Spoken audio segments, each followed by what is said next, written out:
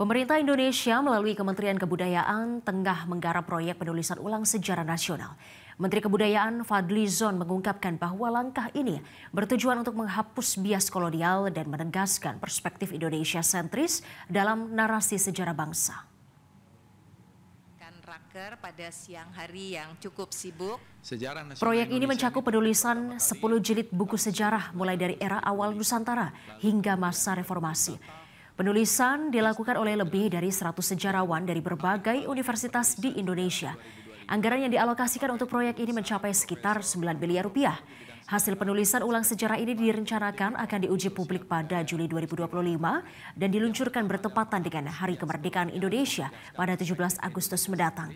Dengan penulisan ulang sejarah ini, pemerintah berharap dapat menghadirkan narasi sejarah yang lebih akurat dan mencerminkan jati diri bangsa.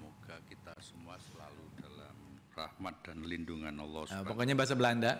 Di sini Van Nederlands Indie. Nah, jadi ini adalah buku 5 jilid yang ditulis oleh Belanda, Stapel.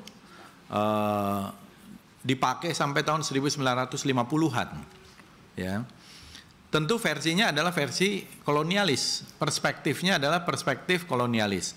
Nah, yang ingin kita perbarui, yang ingin kita buat adalah Indonesia sentris. Jadi perspektif Indonesia. Karena dalam perspektif Belanda tentu saja berbeda dengan perspektif Indonesia. Saya kira bapak-bapak dan ibu-ibu semua saya kira sangat memahami, sangat mengetahui bahwa yang ingin kita buat ini adalah sejarah versi Indonesia. Sementara itu, menurut sejarawan J.J. Rizal, proyek penggarapan penulisan ulang sejarah nasional dengan waktu yang begitu pendek akan lebih banyak mudarat daripada manfaatnya. Ia mengkhawatirkan akan ada kehilangan aspek intelektualnya.